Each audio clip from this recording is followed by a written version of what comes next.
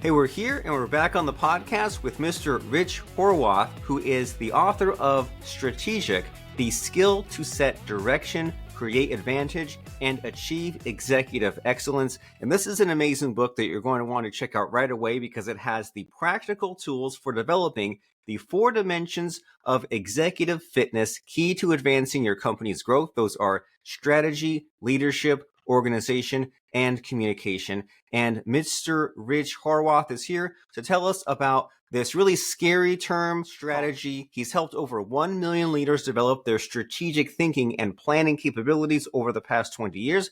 He's a New York Times best-selling author of 8 books on strategic thinking, and his vision is to teach us to be strategic. So we're going to find out about what that means, what roadblocks are in the way, how we can improve our thinking, and so many more exciting topics. So, Mr. Rich, glad to see you.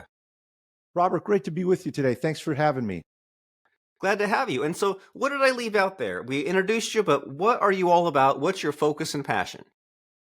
Well, Robert, I think the thing that makes people successful over the long term is their ability to think, plan, and act strategically.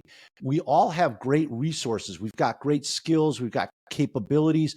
But I think what happens is once we get into this cycle of life, we lose touch on what makes us really valuable to other people. We lose touch with that authenticity. So being strategic is really saying, hey, what am I good at? What do I love to do? And what's the value I can bring to other people? And we bring those things together, that becomes really a powerful way to make our mark on the world. Wonderful. Well, ikigai, they call it, right? There's what you do, what you like to do, and then what other people find valuable. And I love how you said that think, plan, act. And whenever someone talks about strategy, especially that keyword, right? My mind just goes alive with the mind mapping, the brainstorm. I think about there's like a start and there's an end and there's like a winding path to get from here to there. And there's like things to avoid and like it's something that takes shape. And so to help us understand, because like this term strategy, it's huge. It can mean so many things. Where do you fit into this? When someone says we need help with our strategic planning, strategic thinking, strategic acting, Mr. Rich is our guy. Who do you help? Yeah, Robert, great question. So the interesting thing over the last 10 years, the research shows there's 91 different definitions of strategy. I mean, think about that. That's crazy. 91 different definitions. So the first place that I start is I help executive leadership teams really define what is strategy, and let's get all on that same page. It's amazing, Robert, even in small to mid-sized companies, a lot of times the executive team is not on the same page. One person thinks this is a mission, another person thinks this is a goal, another person thinks it's strategy, and they're not really aligned on what they're doing. And if we're not aligned, we lose a lot of the power that we have as a team. So a lot of what I do is bring people together, get a firm understanding of what is strategy, what isn't strategy, talk about where the company is today, because a lot of strategy is going to depend on, are you fifth in the market? Are you the leader in the market? What's your position? What's the competition look like? And then most important, what's really important to your customers today? A lot of times businesses go bankrupt because they lose the pulse of what's most valuable to their customers. So that's really my role, is kind of a guide. If you've been horseback riding or fly fishing or scuba diving, you have a guide. They don't do the activity for you, but they simply show you some interesting ways to do it, some new tools, some new techniques. And that's really what my role is in guiding people down the path to develop great strategy. Well, very cool. So you're saying that it hinges on what the customer feedback is and what the customer needs. And, you mentioned this idea of people being on not the same page, different pages. There's like this metaphor of like all these blind people touching different parts of an elephant, and like they all have blindfolds on or something. And it's like someone has their hand on the tail, someone has their hand on the tusk, someone has their hand on the side, and everyone's like, they have different explanations of what this is because they're so just tunnel vision. They're so limited in just their area of expertise. And so it seems like, at least for me, the lesson is to like expand your thinking a little bit, and say you're just one small piece in your organization. There's things that you learn about that aren't really your responsibility, but you have more of a big picture. You have more knowledge and curiosity, even though it might not currently apply to you. And like this idea here of like listening to customers, it seems kind of like a not like a waste, but it seems time consuming, right? It seems like there's some like counterintuitiveness of like, well, I've just got to do my tasks, but I also have to kind of do this other scope of stuff and all this extra learning. And so, like, what kind of resistance comes across when you say, hey, we need to like learn about each other and have empathy and kind of think about this larger picture? Like, where do people kind of not want to cooperate? Well, Robert, you bring up some great words there, knowledge, curiosity, that desire to learn and get better. And what I see sometimes is executive teams, they've been doing this for 10, 15, 20, 25, 30 years. So they figure we know the market, we know the customers, we know what's important. But the reality is, if you haven't studied the customer in the last 30 to 60 days, things change very quickly. So the reality is the best leaders, I love that word used, curiosity. They continue to be curious. What makes them tick? What drives our customer? What's important to them? What do they like? What don't they like? What are the key decision factors they use in choosing our products or services or someone else's? So I think it's really getting rid of the complacency and creating a positive sense of urgency that how can we bring new value? Most of the companies that have gone bankrupt that we were familiar with, the Circuit Cities, the Blockbuster Videos, what happened is they got complacent and they stopped having that hunger to learn and get better. And what I see in the best leaders is they're constantly looking for new ways to get better. And to your point, you brought up a great analogy with the elephant. The great leaders also want other people's perspectives. Like you said, if I'm just touching the trunk, then I don't really have a perspective on the rest of the elephant. So a good leader wants to bring in other people from the organization, cross-functional teams, and bring in experts from the outside so that they're getting, as you talked about, they're getting that big picture view of what's really happening. Very nice. And it seems like as you're explaining this, it seems that it brings to light how important sorting skills are, right? Where if you think if someone has thin skin, they don't want to hear anyone else's opinion or perspectives. But if you kind of have the thicker skin, you can take in other perspectives and say, well, I'm listening and I learned that, but that doesn't apply, or just you're open to new ideas. And so I like what you said there about how you're listening to customers, but especially in this last 30 to 60 days of feedback. That way you're really timely, and that way you are adapting quickly. And so you help these companies. Do you have any sort of fun stories to share with us about someone that came to you and said, hey, Mr. Rich, we need your help, we need you to guide others? Do you have a cool story that kind of shows a before and after like that of someone you helped? Yeah, absolutely. So years ago, I was working with a medical device company and they specialized in cardiology. So they would make equipment to help people's hearts beat better, function more regularly. And so cardiology was their main focus. So we were doing a session and we were going through this exercise I call value mining, where we look at the customers and needs and we really explore new ways to bring them value. And we were going through the exercise and somebody came up with the idea of, hey, one of the needs in the operating room is to remove wastes, whether it's fluids, blood, other, packaging, other stuff. Nobody's really doing that. And I remember, Robert, a number of people in the room on their same executive team were rolling their eyes. And a couple people said, look, we're cardiology. We don't do the general stuff. That's kind of below us. That's not something that we would focus on.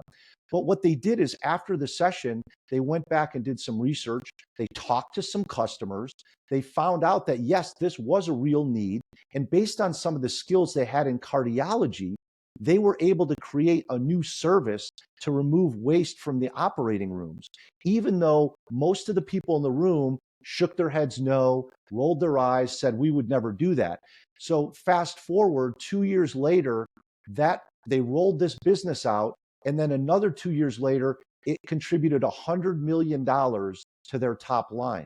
So again, it's a great, great perspective on what you shared earlier, that if we think we know all the answers and we're not open to listening, to being curious, to understanding what else is happening, then we could potentially miss $100 million opportunity.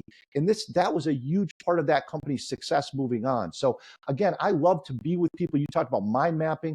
I love those types of exercises where we really explore, the deep recesses of what are new ideas, because people have them, but as leaders, we've got to have the forums, the meetings, the workshops to pull those ideas out of people and to do it non-judgmentally.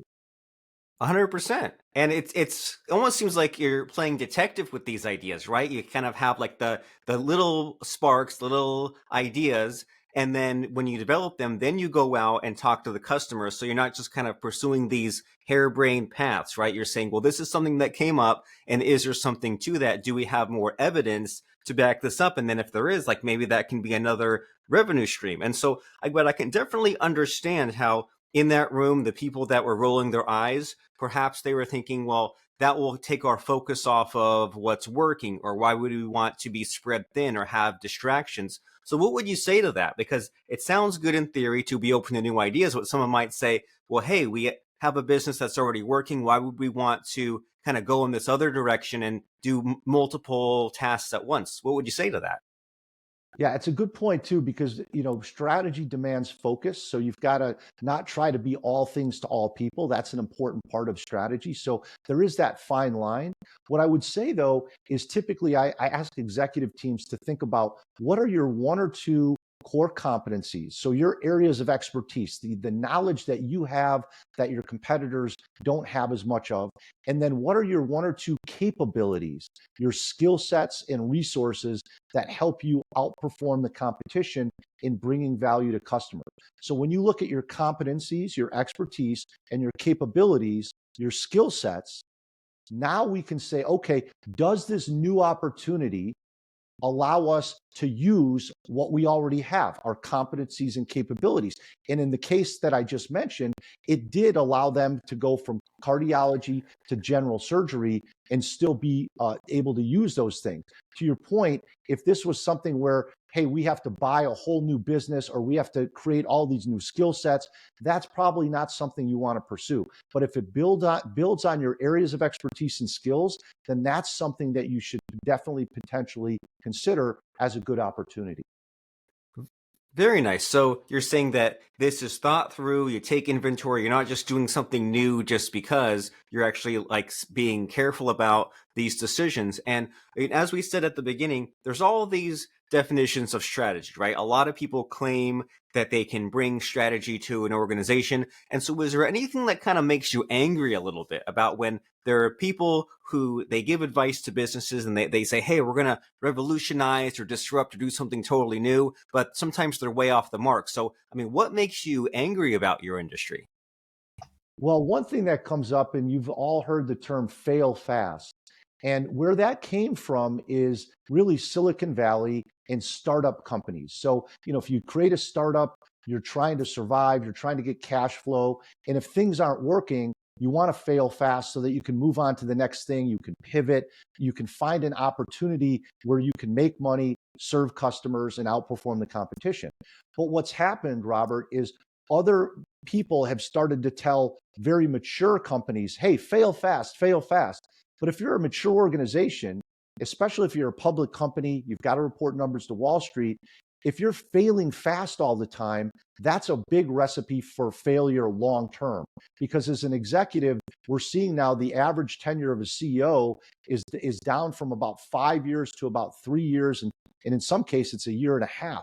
So, just failing fast in a mature business is a recipe for disaster. So I would recommend, instead of fail fast, think first.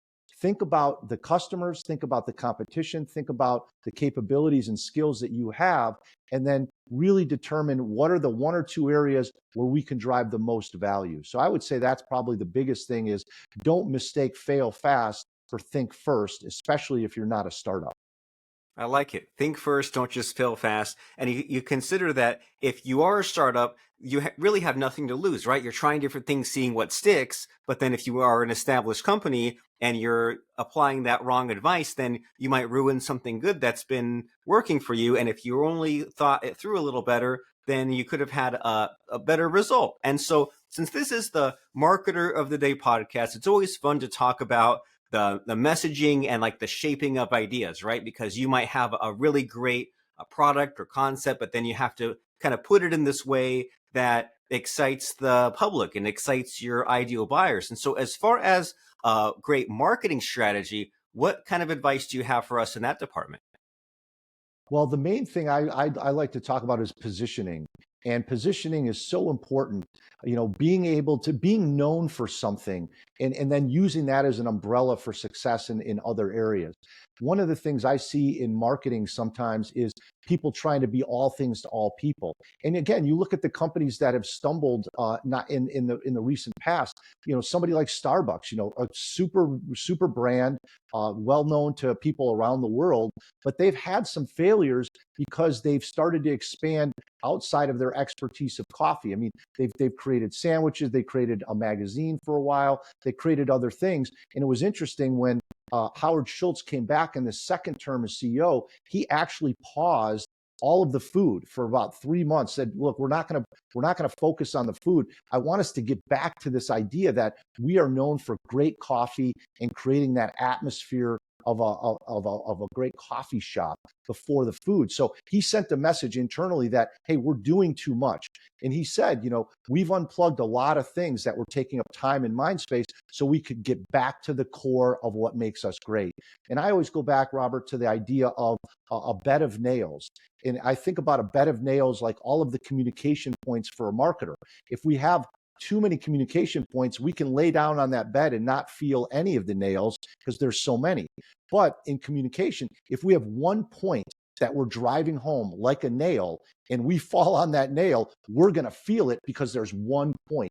So I would really recommend to a lot of the marketers out there, what's your one point that you're communicating consistently that's really resonating with people in the marketplace. Once you've established that, then you can branch out and start bringing in some other points that support that. But really make sure that one point is driven home consistently over time.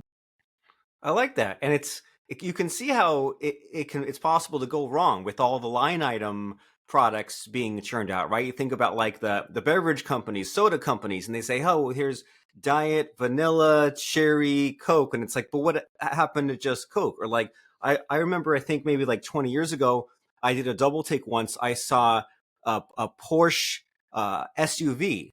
And I was like, it looks like a Porsche, but it's an SUV. And that got my attention at first. But then, like, up until that point, Porsche just meant sports car. And then now it's like you don't even associate it with that much. And even the area I'm in, there's the Gallo winery and they just did wine. But I guess some of the other members of Gallo family were like, oh, well, we're going to do cheese. And then this brand name became watered down. So I can see how it's tempting at first to expand your territory, but then you end up at the point where you're not really known for that thing anymore, right? Imagine if Harley Davidson made full-on cars or minivan, you'd be like, well, it doesn't mean motorcycle anymore. So I can see how the conciseness, brevity can be lost if you just get carried away in this sort of sense. And there's so many fun and cool ways where things can go right or they can go wrong. But I want to make sure that the focus is on you and your amazing ideas. So in this conversation we're having here, Mr. Rich, is there an important question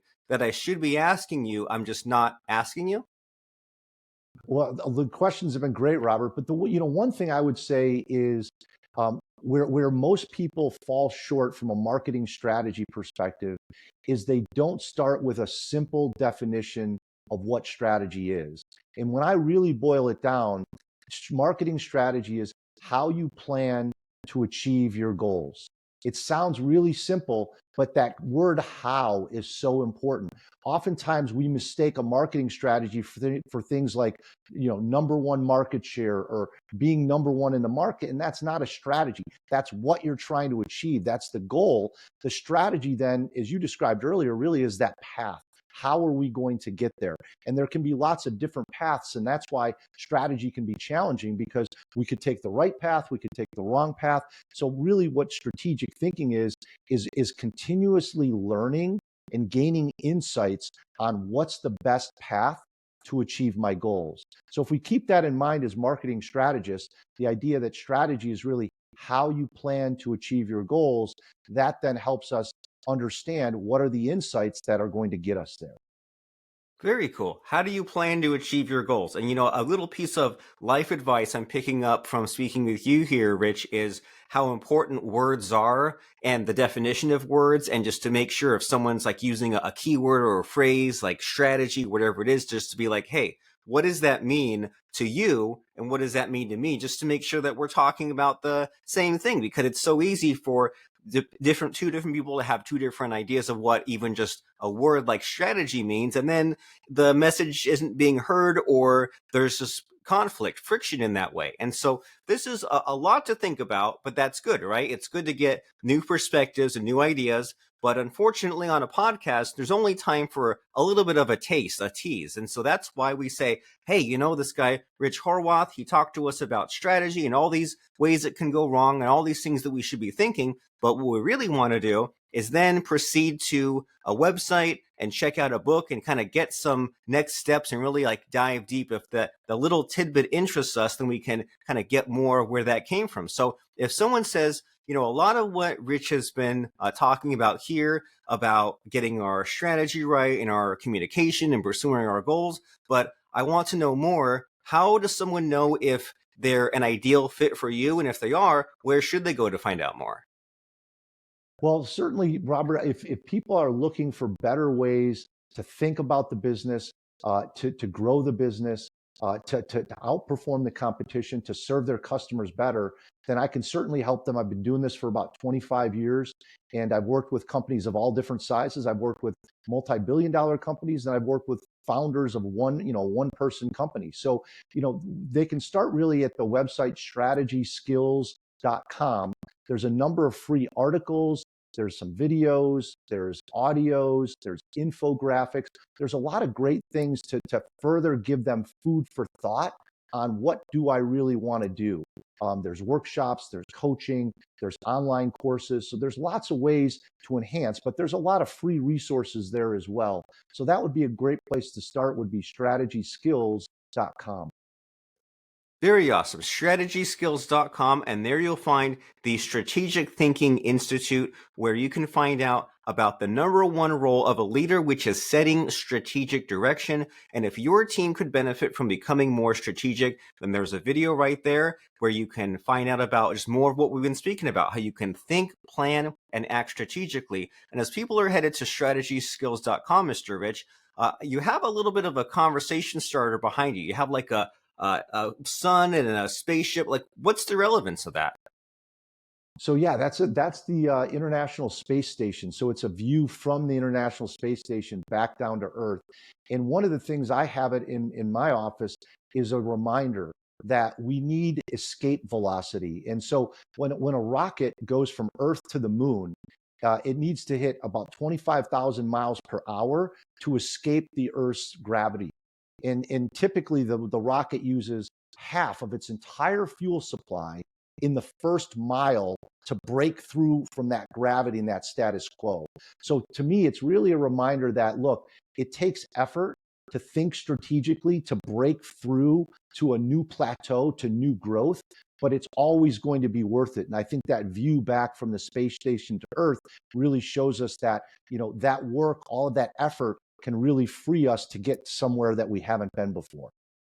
That's beautiful. And it makes you think about perspectives and looking back at the Earth, and anything to do with space just seems impossibly complex, right? The amount of fuel just to get in orbit, and then you're whipping around the Earth, and then you have to say, hey, the moon's over there, but by the time I get to the moon, it won't be there. It'll be somewhere else in the orbit, and that's just to get an orbit of the moon, never mind landing on the moon or getting back up or leaving. I mean, it seems like if you think it through, many problems on the surface seem deceptively simple, but then when you look into like what it actually will take, it's overwhelming. But luckily, we don't have to solve these problems of going to the moon or going to space. We have some of these down to earth problems like working on our business, but they still may be deceptively complex and we may get overwhelmed. And that's why we need the help of someone such as Mr. Rich Horwath, who is the CEO of the Strategic Thinking Institute. You can find that at strategyskills.com. And he's also a New York Times bestselling author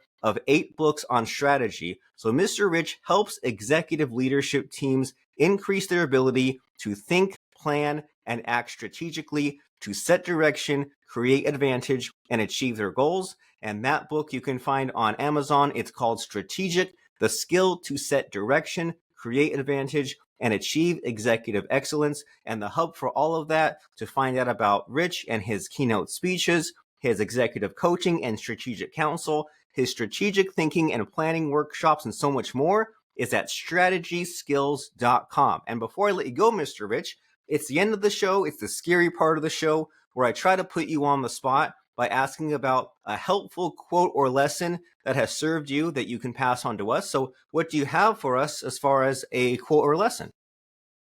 So the quote I would share is, new growth comes from new thinking. So that quote is, new growth comes from new thinking. And I mention that because Einstein described insanity as doing the same thing over and over again and expecting different results. And the reality is that's what most of us do. Day in and day out, we're doing the same things in the same ways and expecting something miraculous to happen. And if we're not playing the lottery, that we're probably not going to get that miracle. So I'm a big believer that if you want to grow your business, your professional life, your relationships, your personal life, you've got to have new ways to think about that. So expose yourself to new people, to new books, to podcasts like yours that really stimulate our thinking and move us in new directions. Very nice. And it's what you've been talking about this whole time, right? This idea of continuous learning, the thirst for knowledge. And if you're one of these people Rich is describing where you're just kind of stuck in same thinking, same results, it's time to break out of that shell. You can find Mr. Rich Horwath on LinkedIn. That's last name Horwath. And we said the book is called Strategic by Rich Horwath. But most importantly, strategyskills.com. You go there, you do some reading, and you can open up your mind, as Rich says, to the YouTubes and the podcasts, and to get this new perspective from Mr. Rich. Whether your challenges are to clarify your strategic direction, you want an external sounding board, stuck in the tactical weeds, missing competitive advantage, so many things, you go to strategyskills.com. You learn a few things, you take some new action, you get some new results. You'll be glad you did. And thanks, Mr. Rich, for showing up, stopping by, dazzling us, exciting us, teaching us. I really appreciate what you brought to the table. So thank you. Thanks, Robert. It's been great to be with you today. All right.